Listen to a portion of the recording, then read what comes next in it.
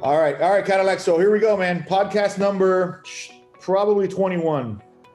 I don't even know if we should post 20 or not. At this point, it's probably fucking irrelevant. It's super behind, but whatever. Let's call it 21. So, based on what I discussed on 20 that you guys are probably never going to see, Cadillac and I have agreed to, talk about, that week's news. What's the name of that HBO show? Or no, this guy that used to be on HBO. He goes, today's news this week or this week's news tomorrow or some shit like that. Basically, the guy does, he tries to do a week, every week news, or every day news, but he does it once a week. So it's obviously not, that's basically what we're going to be. We're going to be current. Yeah, we're going to be almost current news. We want to do it once a week. We want to talk about the, stuff that, frankly, Cadillac and I will probably throw around articles through text and everything like that anyway. So might as well do it on a podcast. So, every week we're blasting out one of these. What day? I don't know. We should probably land on a day. But we're going to bring in, there's an article that really tweaks our interest. We're going to bring in some experts to discuss it. First article today that we want to talk about is this. Everybody's talking about it, man. Every time you talk about the market, it goes back. I just gave a motivational speech to a realtor that is having a very hard time with the business, right? Called me crying yesterday. I can't take this shit anymore. This business sucks. I don't got money, this and that. I told her the truth. I go, look, this business does suck at the beginning. And you got to tough through it. And one way that hey, I'm going to forward the phone to you, Karina, because if not, I'm going to get bombarded. One way that, the only way really that I figured out how to get through this business and get through how difficult this business is.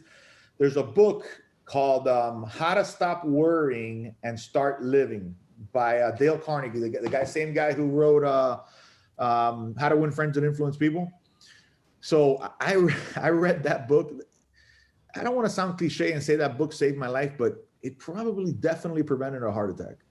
You know what I mean? Whether would I have survived that heart attack or not, hey, who knows, man? You know what I mean? So I heard the younger you are, the less chances you have of surviving the heart attack. But it's one of those things where that book changed the way I see things, right?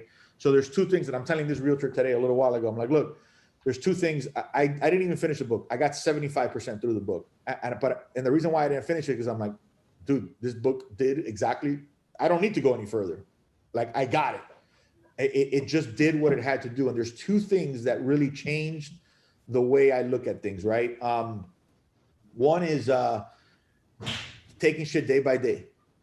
If you start thinking, and when you start this business, you start thinking, thank you. I needed my charger for this. We only got a little bit of battery. Thank you, Marilla. So what, if you start thinking about, oh, am I going to have a closing for next month? Am I going to be able to pay especially when you're starting off, am I going to be able to pay my car? And what if I don't get my car? What if I don't pay my car? And then I'm not going to be able to drive. If I can't drive, I can't show properties. If I can't show properties, I can't sell real estate. And boom. And all of a sudden, dude, you're jumping off a building, So taking it day by day, like, again, sounds cliche, but for real, taking it day by day. I had to explain to this young lady how much this business, like right now, hey man, I'd be lying to you if I tell you I'm not coasting. Things are kind of easy, things are on autopilot, I always seem to do the right thing, even if I do the wrong thing, I got in a huge argument with a realtor, with a mortgage broker the other day. Guess what? It worked out anyway because I was able to take the deal and give it to my lender. You know what I mean? It's one of those friends that I got to stop doing it already. Like, I kind of retired from me being a realtor, but every once in a while, these friends suck me back into this shit and I end up stressing out about it.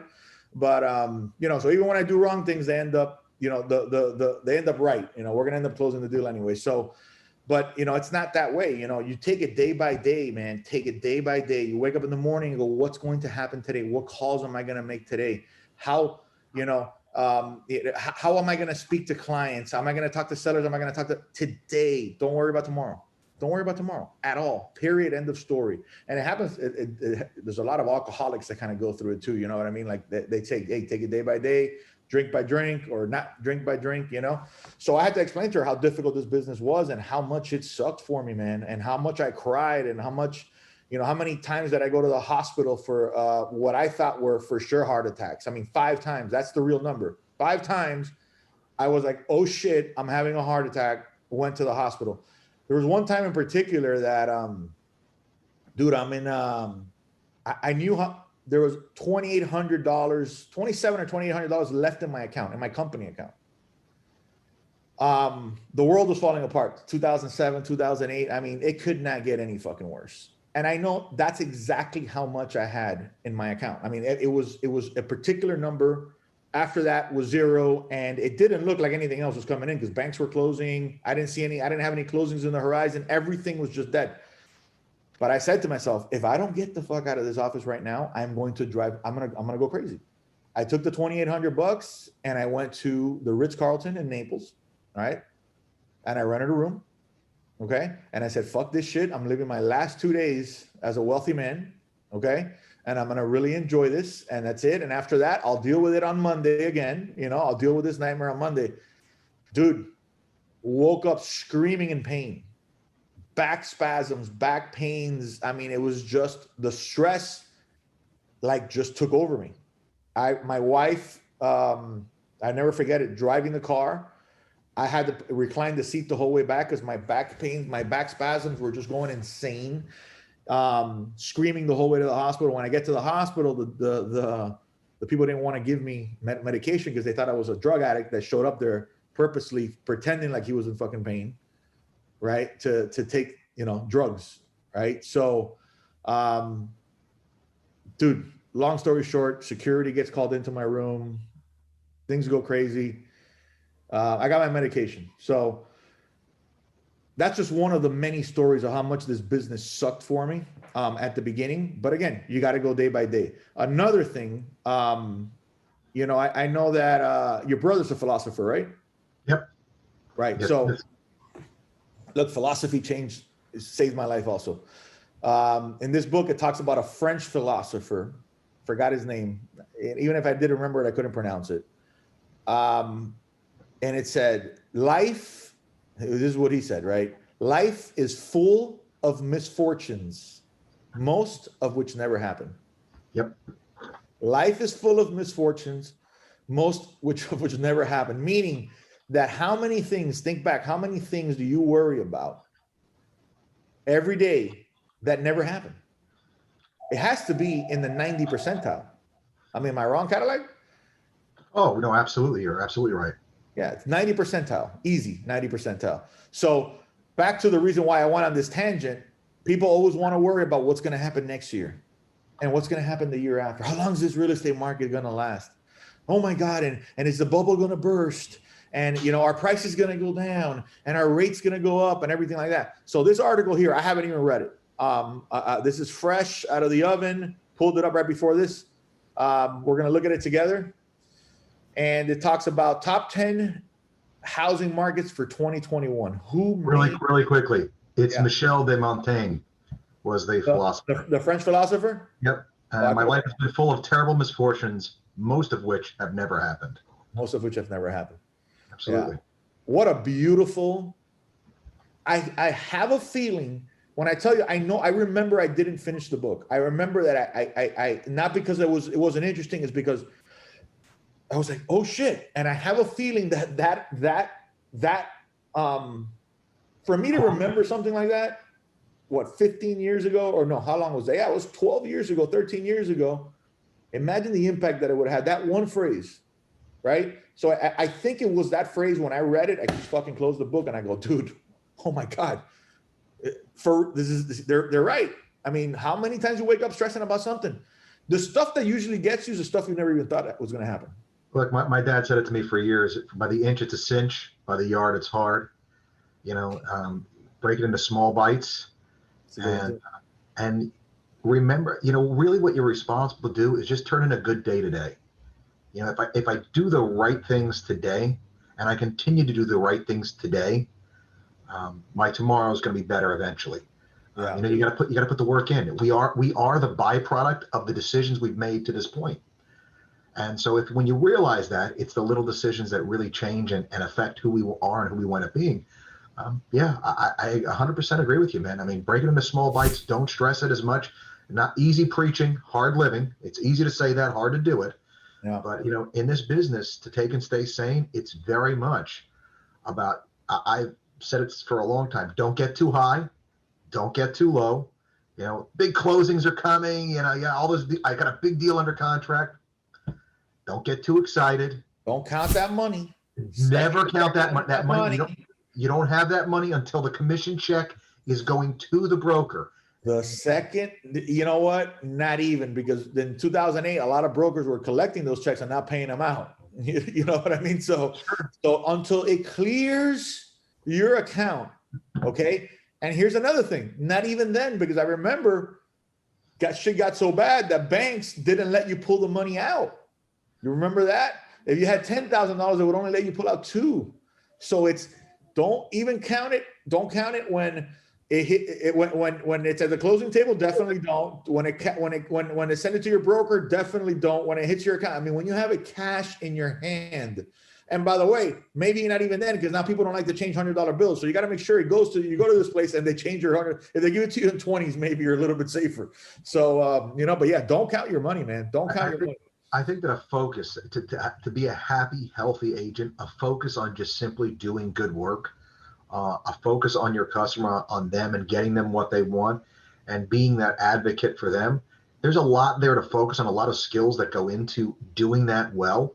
If you spend your time focusing more on them and more on other people than yourself, Zig Ziglar said it, I think, really well. If you want to get what you want out of life, help enough people get what they want, and you'll get what you want. Yeah, and man. So, True, there's a desperate need out there, and you can probably speak to this, Jesus. There's a desperate need out there for agents that are good at what they do.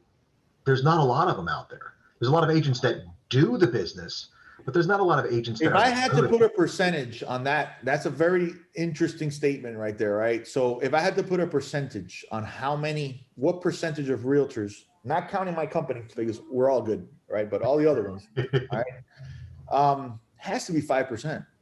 Oh, I would say that's probably 5% that are legit, hardworking, professional, knowledgeable realtors, real estate professionals. Has to be no more than 10%. Oh, I would say that 5 to 10% is a good number. I mean, I think and then what percentage if you pull out the ones that maybe know their business and are really good at it, that are still sane, that aren't impossible to work with, that aren't, yeah, and that's what happens a lot of the time. That's what happens a lot of the time. You get the old schoolers and they're just dicks. And you know why they're dicks? And I have to stop myself from being a dick sometimes because you lose your patience. One of the biggest things right now, it's like, no, dude, no, I'm not doing that. You know why I'm not doing that? I'm not doing that because this and this. And you come off like a dick. You come off like a dick because you've seen this road. It's almost insulting. You've seen people go down this road. Imagine you see people go down this road 30 times and they've gotten shot. And somebody goes, hey, man, let me tell you something. You got to go down this road. No, I'm not going down that road. No, you have to grab you by the hand and they start pulling you down the road. Come with me. You got to go down the road. No, man, I'm not going to get shot. No, you got to do it. I'm telling you, this is different because I'm not going down that. Listen, dipshit, not doing the road. Next, what's up? And that's really what it comes down to. You know what I mean? You end up coming off like a dick. You know what I mean? So and how to temper that. And how to temper that, because really, to be good at this business, it's not just to do the business well, it's to avoid the pitfalls that getting good at this business, like becoming a jerk,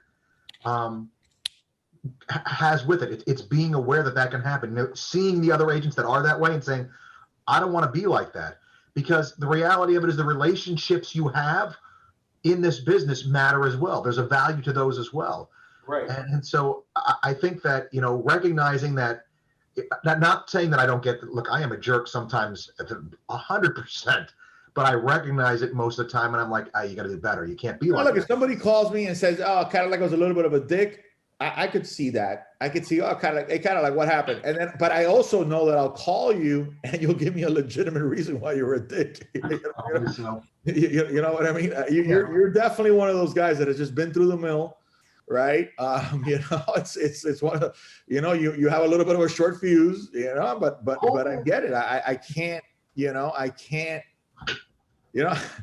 I have to understand, man, because I'm in that situation, you know, and again, what I deal with on a regular basis, I wake up in the morning, and it's funny because my attorney, I asked him, you know, my attorney's a huge dick. I mean, he's one of my best friends, and you know, but he's just a dick. I'm laughing because I know him. Yeah, he's just a dick. He's just an intolerable son of a bitch, right? He's my son of a bitch, and I love him and everything like that, but he's a son of a bitch, man. So I asked him one time, like, what the fuck's your problem? Like, why you always in a bad mood? He's like, you know what, man? Because, you know, he explained to me that he became an attorney, but he didn't know that when he became an attorney, like all he deals with is people's problems. He goes, I wake up in the morning and all I'm dealing with is people's problems, you know? And I still didn't give a shit. You know, I was busting his balls this morning, you know.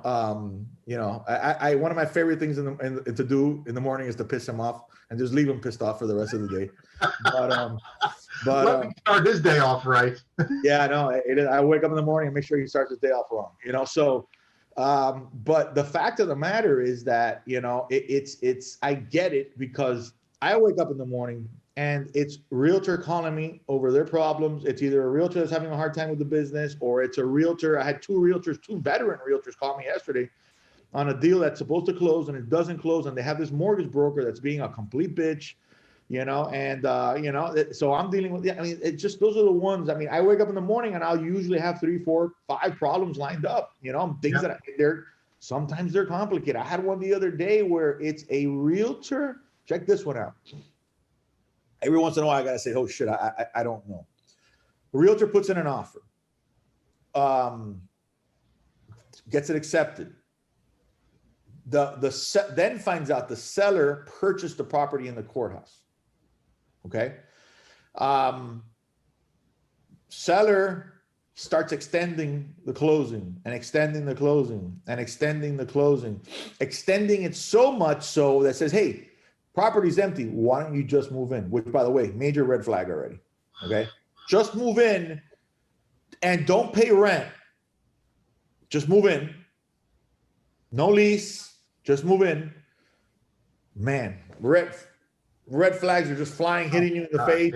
No, I mean, they're hitting you in the balls. I mean, the red flags are hitting you everywhere, you know? Then they come to find out, when he's already in the house, that the person who lost the property in the courthouse, you know, they have, 20 days, I think, to rescind, to come back. Yeah. Is it 20? I believe it is. I have to check. Like that number. Where they have the right to go to court and kind of rescind is not the word, but it's not rescind. Redeem. Redeem their rights to the property and everything like that. They did that. They won it. So now her buyer is living in a house sold to them by a seller who doesn't own the property, with a sale and purchase contract to the wrong person, with no lease. To make it even worse, the seller and the buyer that she's been working on for 6 months ended up working a deal together to cut her out of the deal. Welcome to my world, motherfuckers. All right? This is the stuff that I got to deal with on a regular basis. When you wake up in the morning and you got one closing that's falling through because it's whatever, just think, man, I wonder what Jesus, what's that? What would Jesus do? You think, what the fuck is Jesus going through today? All right. And that's the kind of stuff I deal with on a regular basis. Right. So what happens is, when you do that for 20 years, there's very few things that faze you. But I will admit, this one fazed me. I'm like, whoa. I got a lot of issues going on here. I got a guy who's not supposed to be in that house with a contract that's not, is it executable, I guess? Well, it's made under false pretenses. But they were the seller. They were technically. But did they have a CT? Did they have a certificate of title? And that's really going to be the thing. What happens, it probably is. So when you buy in the courthouse, you don't get a certificate of title? You have to take and petition for the certificate of title, and it takes the 20 days or so to get the certificate of title issued. So that they needed to take and have that. So they shouldn't have executed a contract within that time frame. They should, and your buyer theoretically is due damages from the false seller, would be my guess. But then again, that would be the kind of question that you could call and piss off Richard with. So why should I weigh in on it? Yeah, 100% up his alley. You know what? But see, this is a cool thing, right? Because I think you and I are being very real with this right now and saying that, hey, this is stuff that we still struggle with. We've built up a tolerance for the aggravation that comes from this, but it's a real thing. It is. See if he answers. He's a big wig attorney now, so he doesn't always answer. He said he'll call me back. Well, I mean, this business is a hard business, and you have to recognize that. Hey, I'm on a podcast right now with Cadillac. There's like a pretty complex question that only somebody of your superior intellect and intelligence will be able to answer. See, that's the way you get them on. Blow some sunshine. Put a little smoke up his ass. A little son of a bitch. So, that tolerance for the ability to tolerate aggravation is one of the life skills you need for this business. Otherwise, you're right, you won't make it. Yeah. All right. So let's go with we'll come back to this, see where we get Richard on the phone at some point. I'm sure he'll get on. Let's go. And you know what might be a good idea, kind of like for me to turn off that ringer. I'm not gonna say no. Yeah. Might be a good idea. Let's see. So let's talk about let's see. This is a surprise. I haven't seen what market.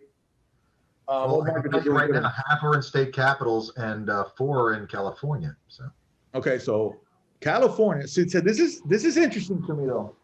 The fact that number one, so this is, let me make sure I understand this. Top housing markets of 2021. Who made the list?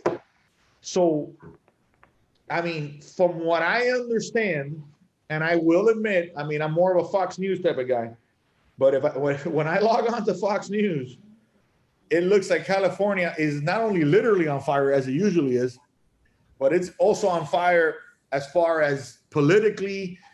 More businesses are shutting down there than anything else. I saw 110,000 restaurants have closed down in like the last couple of months or something like that, last 3 months. Permanently. Yeah. Permanently, yeah, in the country, period. Most of which are in California. So medium house price, anticipated home price change. Number of home sales are going up 17.2%. 2%. So I mean, I'm looking at it, and this is largely tech driven. Largely tech driven, because while a lot of the big tech people are moving out of there, there's a lot of the startup stuff businesses that's where all the activity is. That's where the hub of tech is. So there's a reason to be there. The problem is when they get larger and they have to take and deal with the taxes that are involved with being there and all the other downsides they're choosing to go to a place like. A lot of them have gone to Texas. Take a look at the next one, San Jose. The median home price is $1.2 million. Going up 100 plus grand. Yep. Yeah. See again, Silicon Valley. The next one is interesting. Charlotte, North Carolina. I know a lot of people that want to go that direction. See, that makes sense to me though. See, then now it starts making sense to me. 2 places that I've heard are absolutely spectacular to live in is Charlotte, North Carolina. I could see that makes sense to me as people saying, forget this whole big city thing, right? You know, I know you're going to say these are kind of big cities too, but it's a different type of feel. Different flavor, yeah. Different flavor. Boise, Idaho, I heard is just phenomenal. I mean, phenomenal. They got this lake there that is supposed to be the clearest water like in the world. Boise, Idaho is beautiful. Idaho it's a beautiful place. I haven't been. Unfortunately, there's not a lot of wrestling tournaments there, so these are the reasons why I go to My son wrestles, so I go to these weird ass places. I'll be in Wisconsin, Dells, Wisconsin. Not this weekend, next weekend coming up. Wisconsin, Dells, Wisconsin. Now, here's the funny thing about it. I could tell you exactly how nice Wisconsin, Dells, Wisconsin is because I've been there before. So not only have I been there, which is very rare, very weird. By the way, it's the water park capital of the world. Oh, now you have my interest. Although it's freezing, not half the year.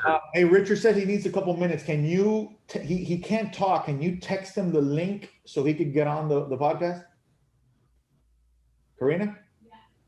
Okay. You know his number? Okay. Should I give it on the podcast so our millions of fans could be able to call him? All right. Seattle, Washington. Isn't that this shithole with all the Well, the question I have is that whether the worse the place is doing, the better it's doing is what I'm trying to find out. I'm starting to see here. The thing is, I wonder whether or not that real estate is or in or outside of the autonomous zone.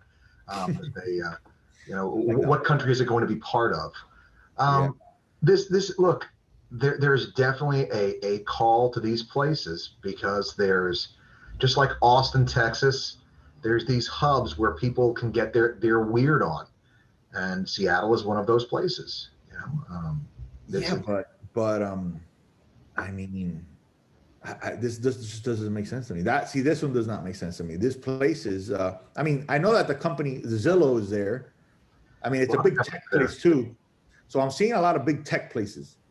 Yep. Now I have been hearing, and we should look this article up. As a matter of fact, this is what we're doing. This is what this podcast is all about. Let me look it up. Tech companies moving to Miami. Just copy me on it. This is the weather. How did this come up here? I have no idea. Yeah, that's interesting. What was I supposed to put again? Oh, tech companies moving to Florida. I'm going to put, right? Mm-hmm.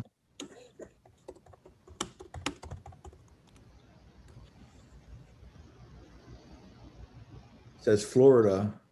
Tech Titan. Tech Titans flee San Francisco for Florida. I wonder if it has to do with people shitting on. Look at the next article down. The next article down. So there's a bunch of tech companies that are going to move to Miami.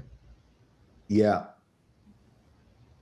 Okay. So let's leave that one. We'll address this one, right?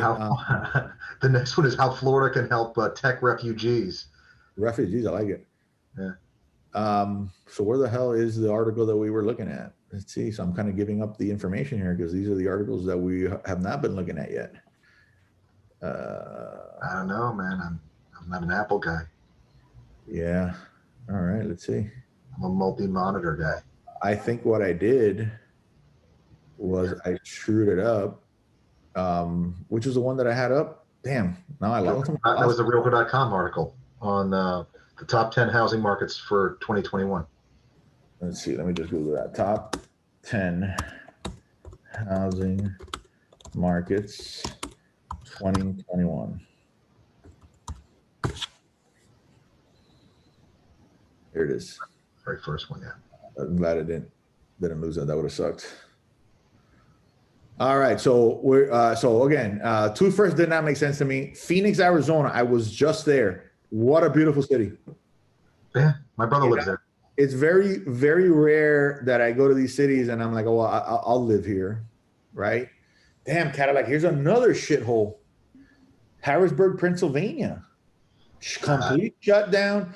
I'm telling you. So what I'm getting? Listen, man. What I'm getting out of here is it's driving up sales because people are just hauling ass. Somebody's picking them up there, but the amount of people, the exodus.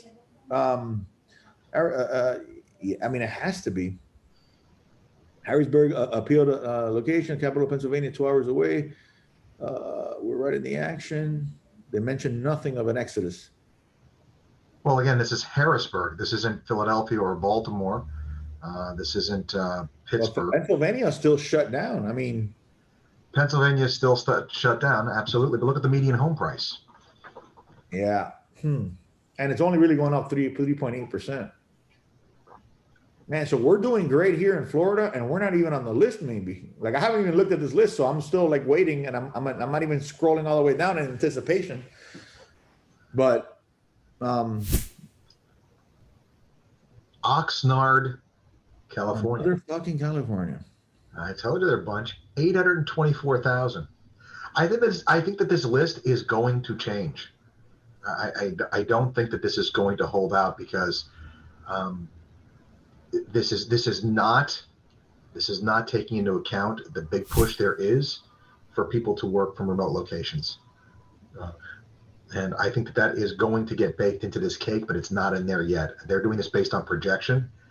And I don't know that a lot of these places, I think a lot of these places are where you're going to see the huge spike in inventory that we talked about earlier today. Because if the place is closed down, the number of businesses that have gone out of business is going to be higher, which means the number of people who cannot afford to pay for their home, and those homes thus are going to be go into some sort of delinquency and then have to be put on the market and sold, is going to be significantly higher. I don't think $13 per square foot compared to $556 in LA. Right. Well, they're nuts in LA too. I mean, Los Angeles is just out of their mind. I mean, any place where you have to build around the traffic like that is just. I've been to Los Angeles many times. The traffic is. I'm not a big fan. I've been there too. Not a big fan. I'm not either. No. If I never go to LA again, I'd be just fine. Yeah, it'll be okay. Now, California is a beautiful state. Man, Sure. is it beautiful. But I would completely avoid LA. I would have completely avoid all the big cities. But California, man, that California coast is just something that has to rival any place in the world. Period. Sure. End of story. And I'm not the guy who's visited every place in the world, but I have Instagram and I see all the bunch of places in the world. You know what I mean? So, yeah, this is interesting. All right, so Denver, Colorado makes sense to me. Yeah. Makes sense to me. And Dude, here's another California on the bottom again. Yep. Look, I don't think that they're calculating in just how bad the influx of inventory is going to be in these places that have been shut down. I mean, I know here there's a few restaurants I've seen that are no longer around, right? Well, 110,000 restaurants in the last 3 months, I think was the article. So that's just one. I mean, there's places where the gyms are still shut down. What happens to the people that own those places? I mean, forget the employees. Maybe the employees were just renters, but the people that own these places, now they can't pay their mortgage. And right now, those aren't showing up in the numbers because they're in forbearance. So my thinking is that you're going to have a market that's going to trend somewhere between, from here where we are, where there's just these crazy appreciation. It's going to trend either flatter. We're going to probably see that here in Florida, and everywhere it's going to trend down because inventory is going to come back out. But in some places, it's going to probably do this, either go flat with appreciation or maybe even see a downward tilt in some places. And I don't say that to bring negative news out. I say that it's got to be a market reaction to these places where there's just been a tremendous loss of wealth. There's been a tremendous loss of people's savings and their ability to make money and provide for themselves. And when that happens, it's just common sense. Okay, look, so the fact that there's 4 cities, 1, 2,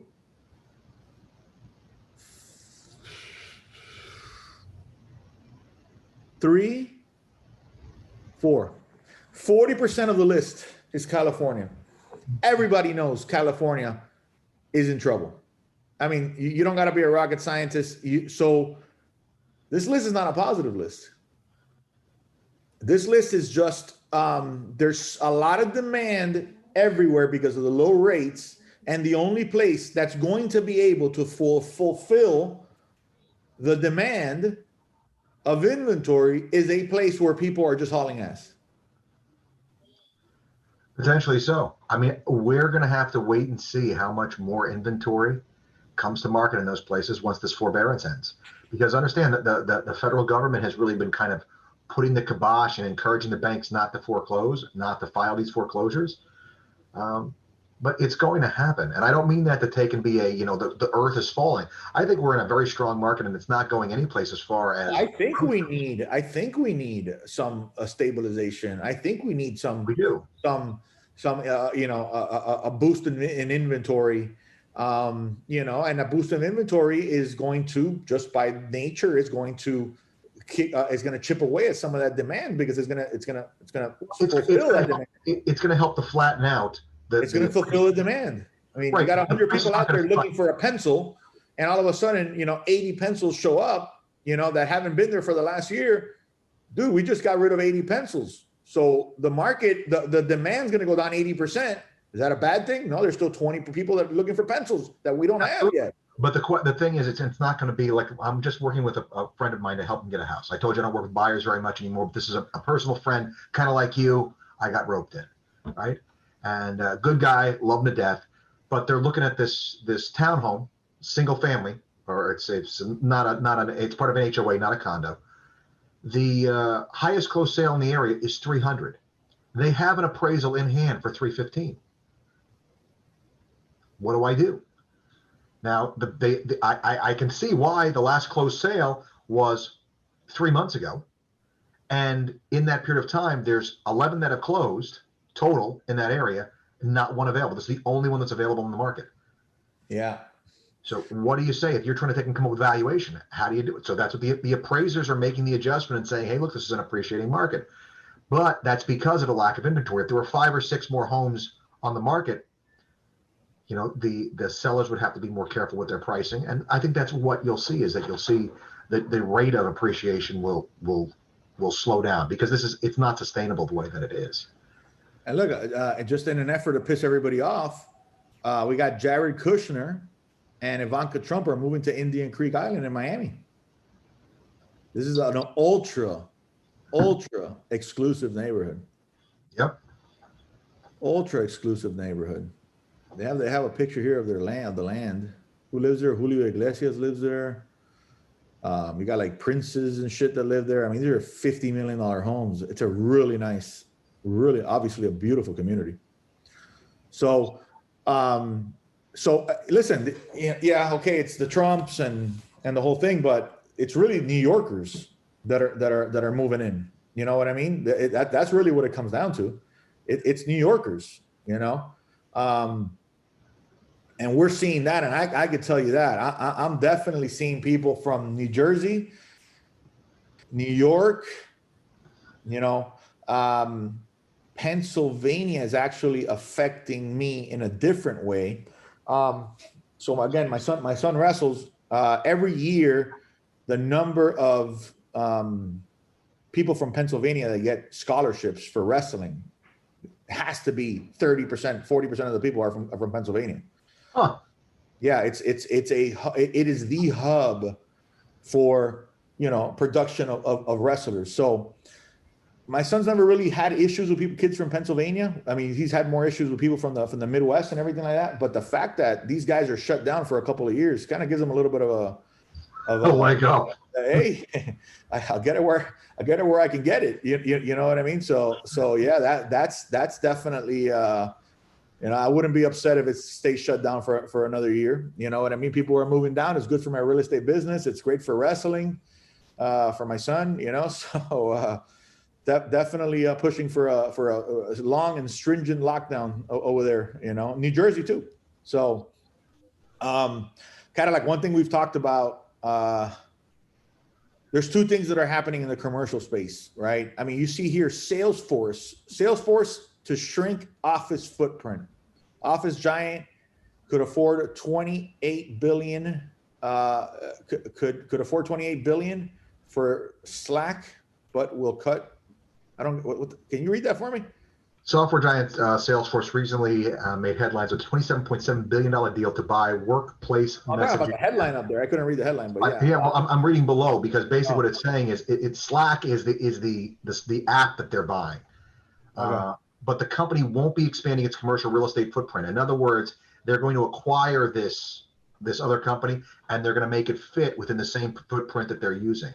I can give you a more anecdotal story for this, which is I have a good friend, the friend that I'm helping find a house, And he just got word that despite the protestations from the CFO, who wants things to be the way that they are, the company has decided that he will be working from home for the remainder of his tenure with the company. As long as he works there, he will be working from home, because guess what? Paying rent comes directly out of profits. And so they're not going to be doing that anymore. They're going to shrink the footprint of the size of their space. They realize they're getting the exact same production from him, actually a little bit more. I've heard more, yeah. And so for that reason, it is a net positive for them across the board. And it's a net positive for him because it was a 35, 40-minute drive to work each way. So they're both winning on that front.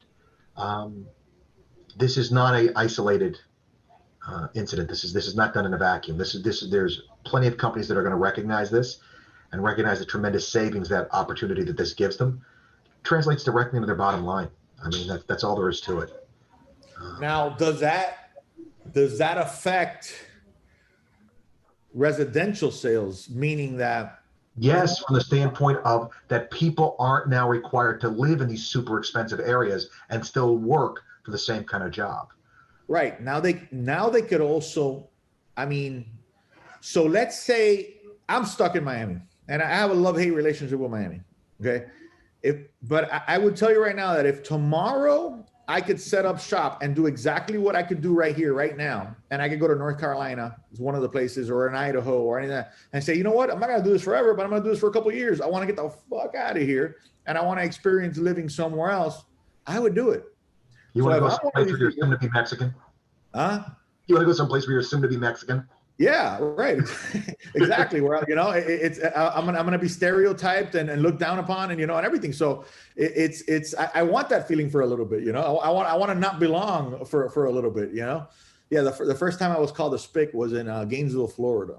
I was on a stoplight, and I don't know what happened. Got in some argument with the guy. I think maybe I cut him off or he cut me off, and we both, you know, are in the stoplight together, and we get in this argument, and he, yeah, you fucking spick. And I remember, never forget it. Again, this was 20 plus years ago, because I was like, oh man, this is like I'm a spick, like wait a second, what's going on here? I stayed at the light. It's like in the movie where, you know, I was so shocked that the guy just kept on going. The light was green, and I just stayed there. You know, people were honking in the back, like I was in shock. It was one of those things. That was in Gainesville, Florida, man. And yeah, Gainesville, Florida is one of those places. I had another Gainesville, Florida incident. So I was playing a lot of pool back then, a lot of billiards, right? So we were real good at it, and we were joining tournaments and everything like that. So I go to a tournament in the middle of the woods. It was a small little strip center where there was a 7-Eleven and a pool hall and some other shit. I mean, and everything else was woods around. And I remember, so we get into some, you know, argument there with these people there. Oh, I know what the argument was, that I went next door to buy a drink at the gas station or at the 7-Eleven, and I come in and, boy, you stupid. Don't you know we serve drinks here and everything? I'm like, hey man, don't be calling me stupid, you know, this and that. And all of a sudden, you know, it was like the movies. There's a long bar, and the guy at the end of the bar taps one guy, and then he taps the other guy. And by the time you know it, I'm completely surrounded by guys with boots, with what they call shit kickers, you know, with work boots and jeans, and they tell me one thing that, again, I'll never forget. They go, boy, we're gonna fuck you up, and you're getting arrested. And I'm like, and honestly, at that point in my stage in my life, I was okay with getting fucked up. Like that was okay for me, but getting my ass kicked. And then going over there and saying, and they say it's his fault, right? He started it, right? And then them believing it because I am the spick in a hick town there. That would have sucked. So I was like, oh man, we gotta get out of here. You know, this is not gonna be fun, you know? Yeah. So I don't know. I have that experience every time I drive like 10 minutes south from my office. So. Yeah, there you go. Exactly. Hey, Gringo. Who's the outsider here? Exactly. They're talking to the police. I haven't understood a word they said. Yeah, no, you go to a gas station, you can't even order anything. Yeah, a lot of people don't know that about Miami. Like you almost have to speak Spanish to survive and live and thrive in Miami, and in Miami in particular.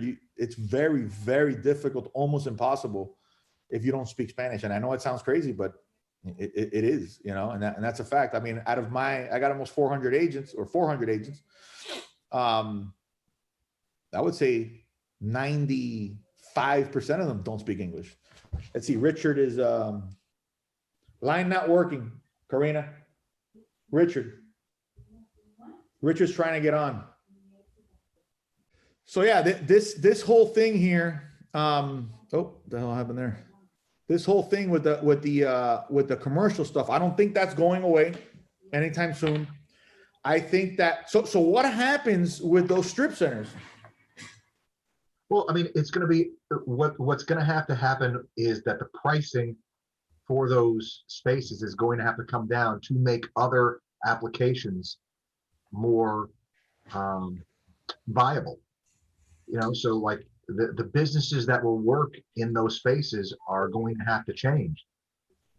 As we talked about the other day, doctors' offices and things like that, you're seeing more and more of those in strip centers rather than medical office buildings.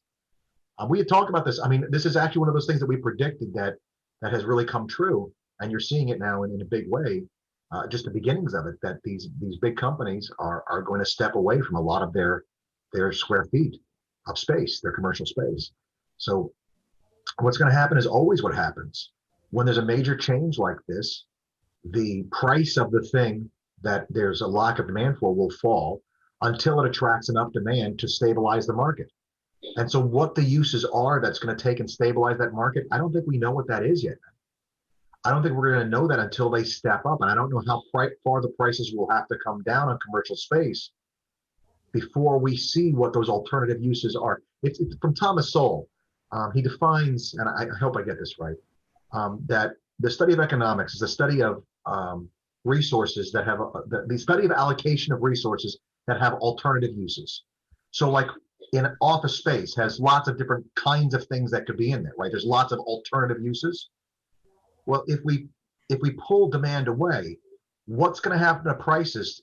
Where will prices have to fall to find an alternative use for that space?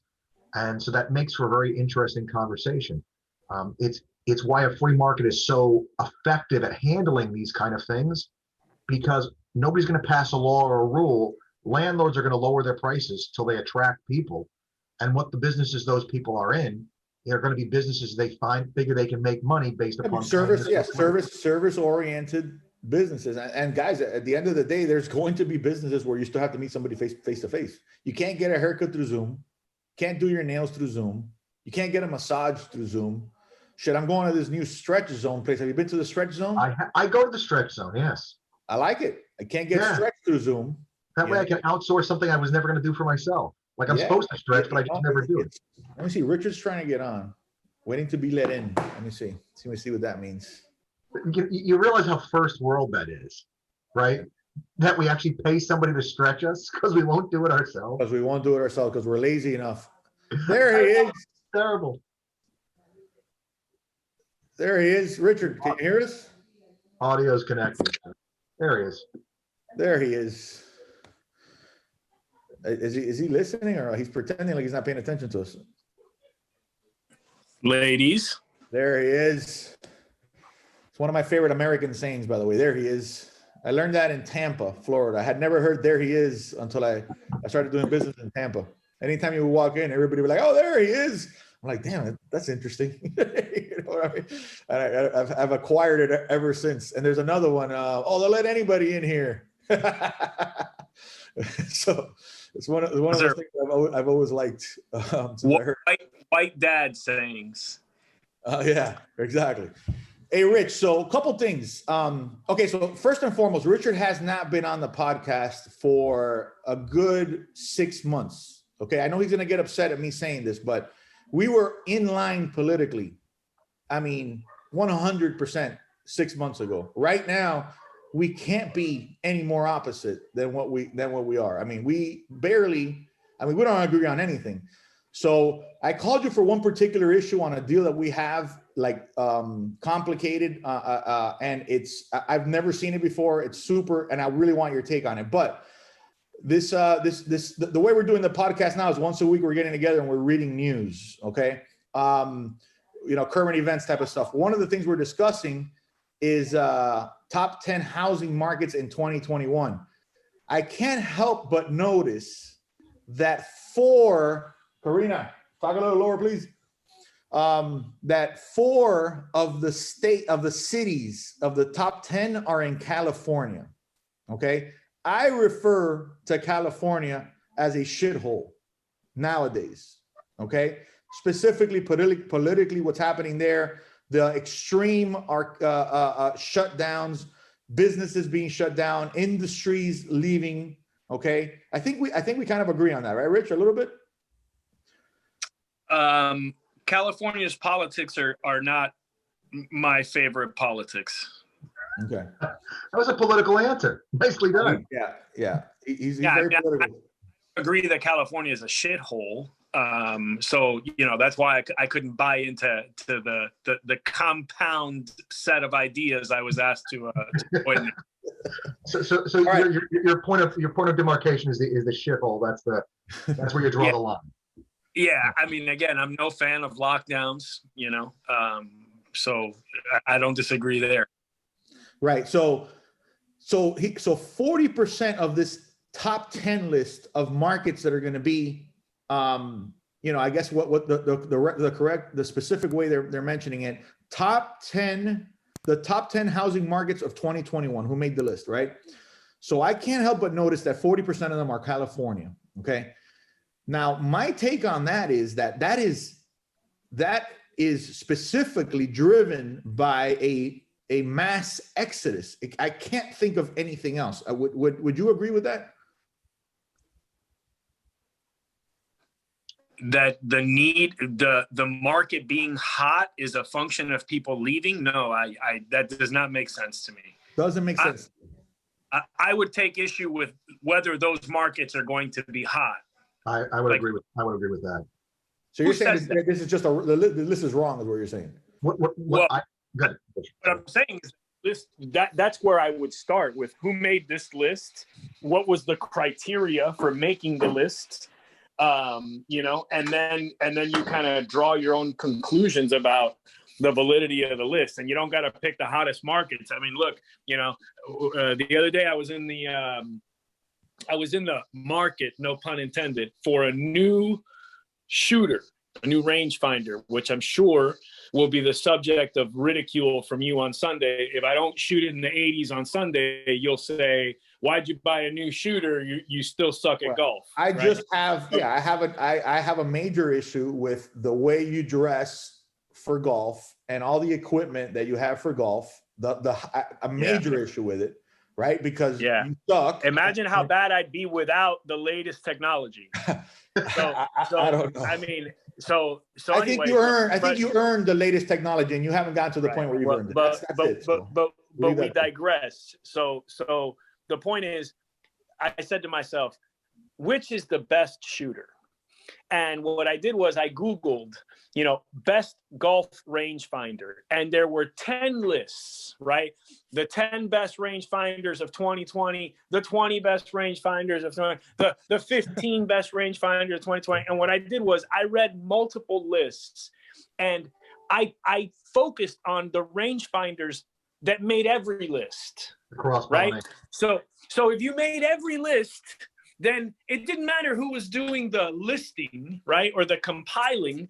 They all agreed this one was among their top rangefinders, right? And coincidentally, everyone had agreed on what the best rangefinder was, and so that's the one that I came down on. But which was it, by the way? So all our millions.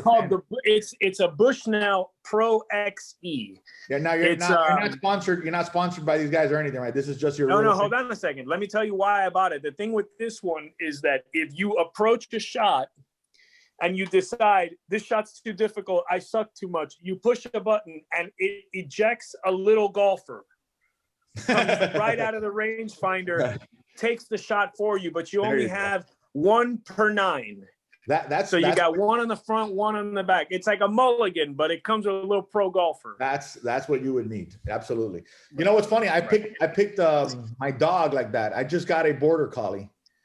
And I've had every dumb dog you can possibly imagine on the fucking planet. I've had pit bulls, I've had chihuahuas, and chihuahuas are almost retarded.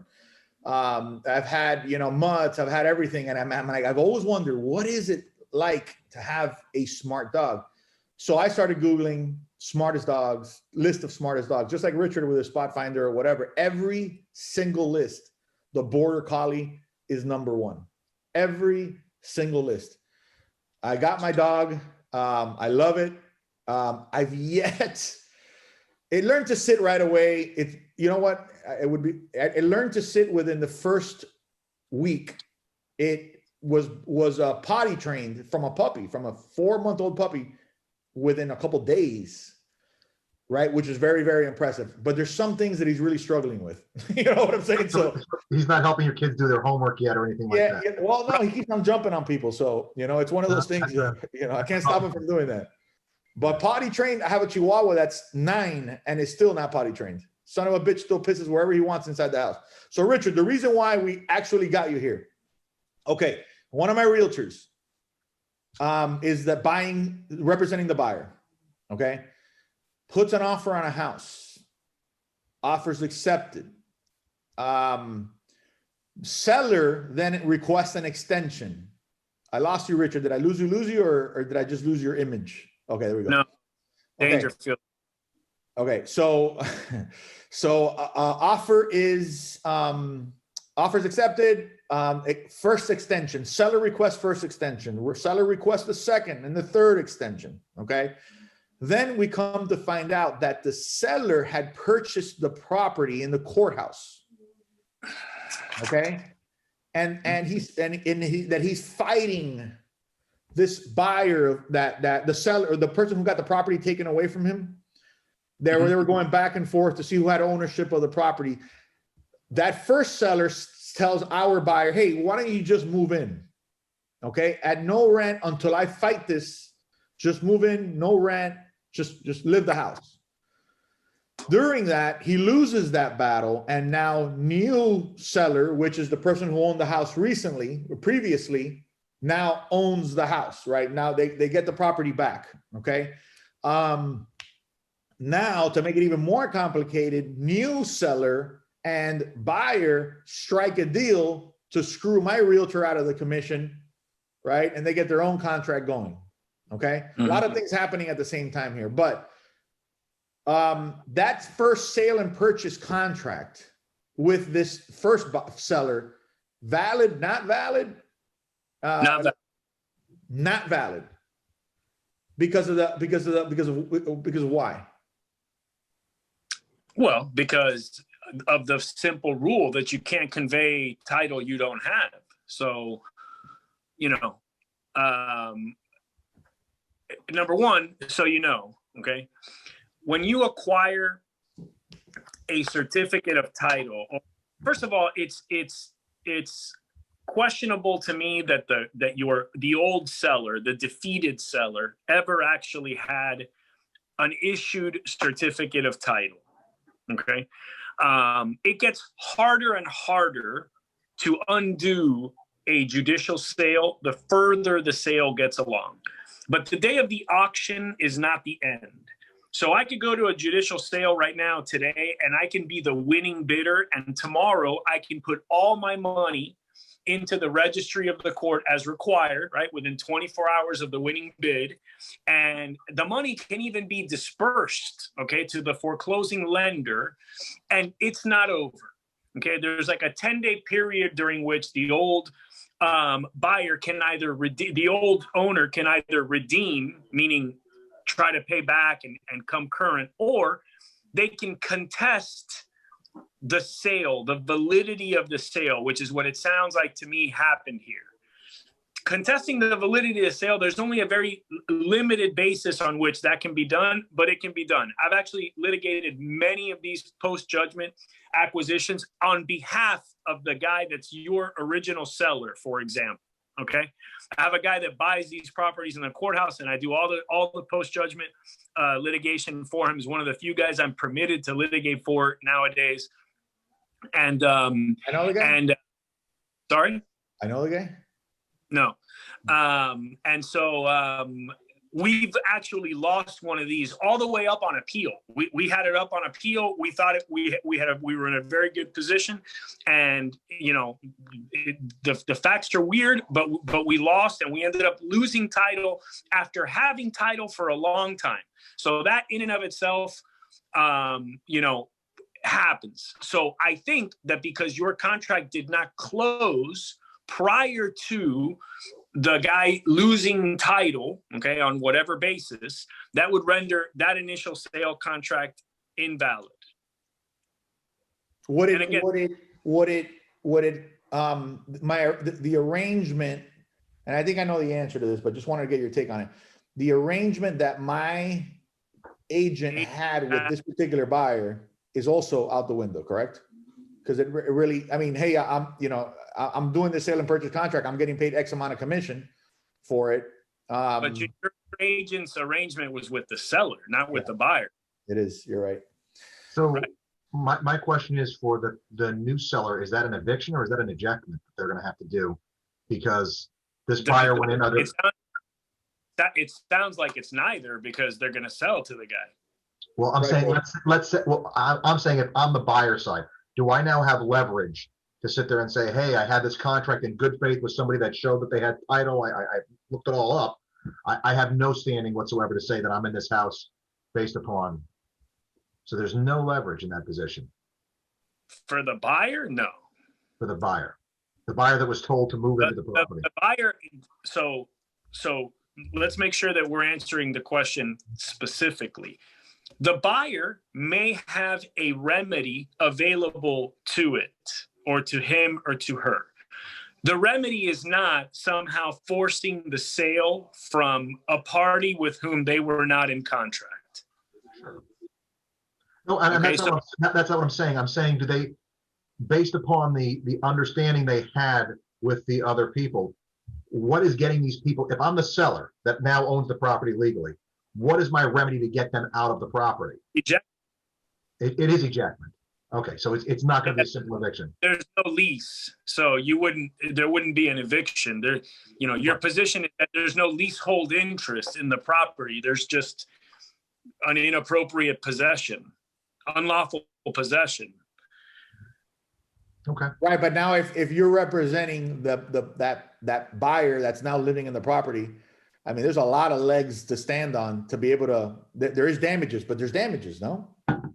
What damages? You just told me you're living for free. You're the one who fucking said there's damages earlier in the conversation. No, I said the buyer might have a remedy. That remedy is probably going to be against the seller, maybe against your agent, okay, for being willfully or grossly or negligently uninformed about what's going on in the litigation, for failing to disclose all these things. If you had the listing agreement, like, keep in mind, you might have to defend his agent. So just well, all I'm telling you is, all you're going to get is dirty. Okay.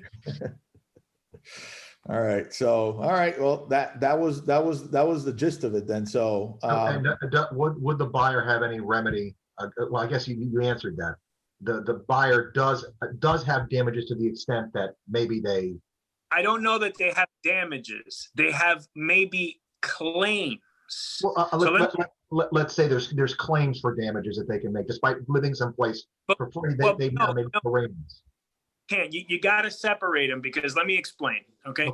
If you stopped at a red light and I come up behind you and I tap you at 2 miles an hour, you have a claim, because I have violated motor vehicle operation laws by touching your car with mine, but you have no damages. Okay. Sure. So people who were so stupid as to move into a house that they're not paying for, after they're told that the seller may not be the seller, may not have title. So you're telling me that in the middle of a fight where someone's trying to take the property from the guy I'm buying it from, I thought it was a good idea to move in and live for free? So, like, even if I had damages, do we set off like the free rent that I'm not paying? And what do you want to be compensated for? Moving?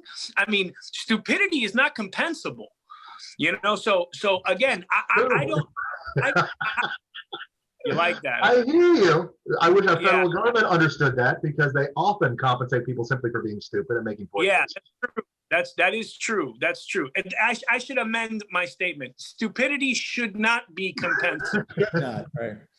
You know, and so I don't think so. Again, like I said, if I'm the buyer, okay, if I'm the buyer's lawyer, after I beat my guy up for being stupid, I then say, what do you want, bro? You want to shake somebody that was dumber than you? Because admittedly, the stupidity here, there's a pecking order. There's a ranking order. So I blame you, the non-industry professional buyer, assuming, of course, that the buyer's not a realtor. So let's assume that the buyer's a fucking plumber, okay, or a seamstress, okay? Then I blame that person less than I blame the fucking selling agent, for example, or the delinquent seller, okay, all these people for putting the buyer in that position. So, and by the way, in negligence cases, we do have that concept. It's called comparative fault. Okay, so if I put water on the ground in a supermarket and you fall on it, yeah, Publix is responsible for having dry floors. But if the puddle is, let's say, hot pink Kool-Aid, you know, and you can see it from a mile away, you may bear some of the culpability for not walking around, right? So, you know, so if I say to this buyer, what do you want? You want an inconvenience fee because you got screwed and conned into getting into this house that you thought you were going to buy and now you got to move out? I would turn around and I would attack the seller, the old seller, right? I would attack the agent, right? These people that didn't make representations. And I'd say, listen, right now, I want $3,000 to move out and this and that, et cetera. And then if I were representing the agent, I'd say, I would find out, I'd be like, how much did you guys know?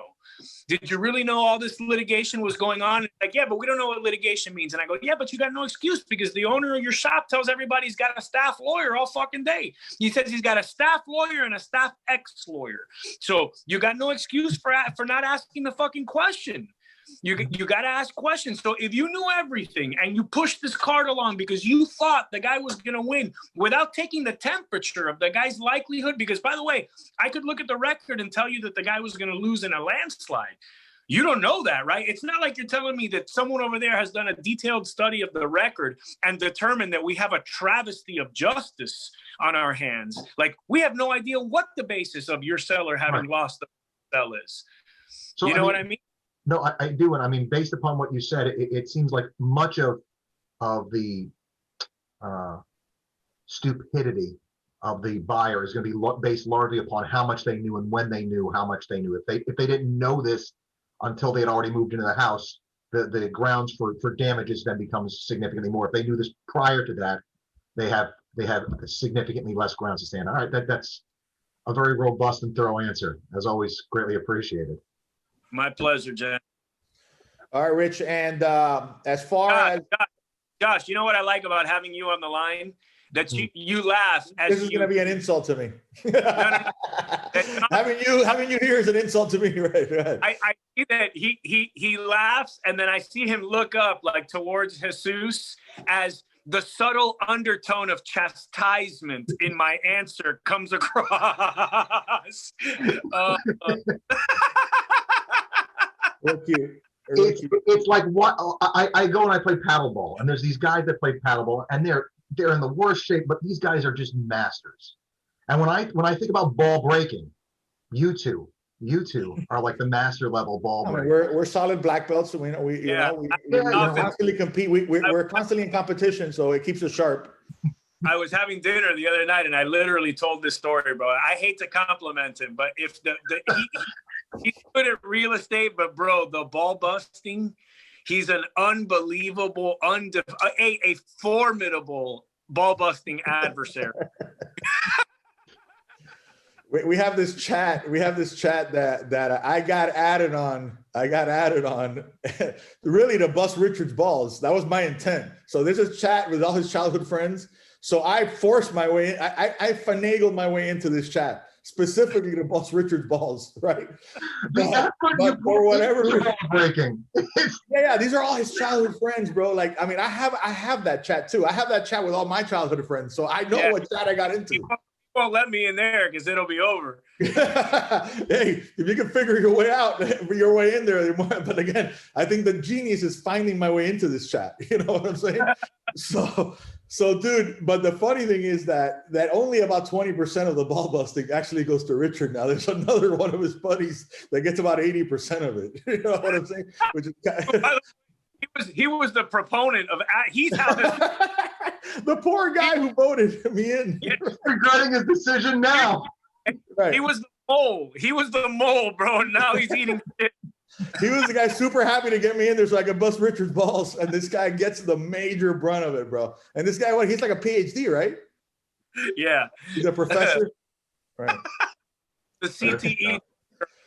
Bro. Yeah. Yeah. Yeah, he's a professor with what I call CTE. So, yeah, interesting. All right, Pencil Dick. Thank you for your time. My pleasure. All right. So you're gonna get out, right? I don't need to get you out. All right. Okay. Yeah, you got to eject yourself out of there. Self-ejectment. Yeah, self-ejectment. So yeah, man. I mean, if we could just now manage to get this, how do I get, oh, here we go, gallery. There we go. If we could just manage to get this, this podcast up in the next 24 hours, we'll be doing good. So that's the only thing we're missing right now from success into this podcast. How do I get Richard out of here? That's another thing I got to do. I got to figure this out. Usually you can go on the little dots in the corner of the screen, and you can hide non-video participants and do all sorts of cool stuff. Oh, okay. There we go. So here, I'm going to remove. There we go. So yeah, I mean, I think our new format of going over the news and exactly today worked kind of like exactly how we've envisioned it. We read some articles. We talked about some stuff. One of the questions that we had an expert come in and explain it to us. All right, I think we understood it. So yeah, how far are we into this? I don't know. How many minutes are we into this? I think we got to be more than an hour. Yeah. All right, Cadillac. Thank you again, man. So I'm gonna make sure that I get this one up in the next 24 hours. And yeah, man. Anything else you want to add? No. Just if I don't talk to anybody before then, Merry Christmas, Happy New Year. I mean, sure. Good stuff. To all of our millions of listeners out there. All our millions of listeners. Oh, the haircut. You were going to tell us about the haircut. Oh, yeah. So this weird ass haircut I have started in Phoenix, Arizona. So I go to Phoenix, Arizona for, maybe one of our millions of fans knows Henry Cejudo. Henry Cejudo is a UFC champion, gold medalist, Olympian in wrestling. So he invites my son over to train with his brother. So I'm like, I'm not gonna say no to that opportunity. We go to Phoenix, Arizona, the whole situation. I got some free time during the day before the trainings. I go to a mall to fix this watch, actually, for all you watch guys out there. I wanted to get this band on there. So I go to the mall to fix my watch, and right next door there's a barbershop. So I'm like, all right, I got 15 minutes while they fix the watch, 20 minutes. So I'm gonna go get a haircut. I'm not gonna go there. I'm gonna get a tape. You know what a tape is, right? Do they use tape up in Broward? They do. Okay, no, I'm saying that might be a Miami term, Hialeah in particular. So a tape is just you go through the edges. For those of you who don't know, you clean it up. Clean up the edges. Yeah, you mark, you pronunciate, I guess, more these lines, so that you have something real nice and neat. Long hair, but nice and neat. So I sit down and go, hey, can I get a tape? I got 10 minutes. Tape should take 5 minutes. I'm good. All of a sudden, this lady is she's deep into the haircut. I'm like, hey, I wanted a tape. She's like, oh, too late. Bro, she gives me what this is not bad yet. I'll get to this particular haircut, but I leave with a mohawk. I'm like, so when you got a fat face like I do, the least thing you want is a mohawk, because it just makes your face look fatter. This is a fucking nightmare. This is the worst possible thing that could happen. It's intimidating. It's intimidating. It is the most intimidating haircuts. I mean, Mr. T definitely made that a thing. He did, but in my line of business, mohawks are not good. Yeah, so, you know, so I go yesterday. I'm in the hood, right?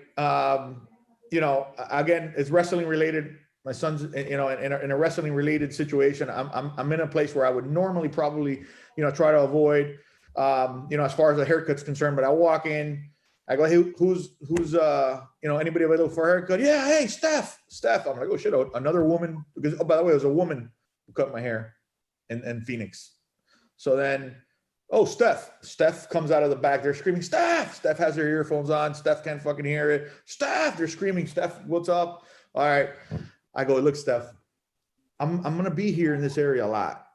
Okay. This is motivation. I'm in the business of motivating people and everything. I'm like, let me make sure that she's on point here, man. You know, Steph, I'm going to be here a lot. I tip really well. I'm going to be here. I'm here every day. Okay. I'm looking for a new barber, which is the truth. My barber retired. My second barber that retires, by the way. So I go, look, here's what I want. The fade, and this is exactly what I did. I pointed. I want it right here. Right? I don't want a blowout. A blowout's like right here. I want it right here. You see it? She goes, yeah, right here. I'm like, yeah, right here. Okay. Fucking Steph starts going all the way up. I'm like, Stephanie. I said, right here. What happened to right here? She goes, yeah, right here. I'm like, no, right here. You're here. You know what I'm saying? She's like, oh, I'm sorry. So in summary, Stephanie is not going to be your new barber. No, what I realized is I go, Stephanie, listen, I'm gonna be back again. Okay. We're gonna focus on, what I realized is that now she knows, she did apologize and she recognized it, that I need to be right here. Right. So next time I have more of a reason to be like, Stephanie, point to where the fuck I want to be. Right. Let's pull out some pictures of people with hair. Okay. And then rather than go somewhere else and start all over, you know what I'm saying? That's not working out for me. I'd rather fix Stephanie than go and start from scratch somewhere else. So that's why I got what, I mean, kind of looks all right on this side. This side's a little bit at an angle. I mean, you know, I'll get it right, man. It looks like you're making a fashion statement, man. It doesn't look bad. I was going to tell you, it looks okay. I do look trendy. I look like you know, anybody's from Miami knows what Wynwood is. Right? I was going to say Seattle, but Seattle, Wynwood. I'm from the autonomous zone.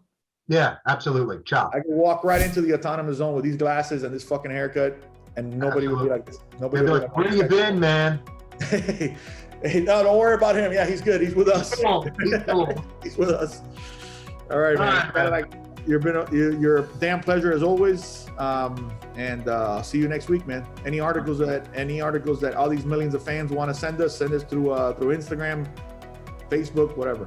All right. Thanks, guys. All right, Cadillac. See you next week.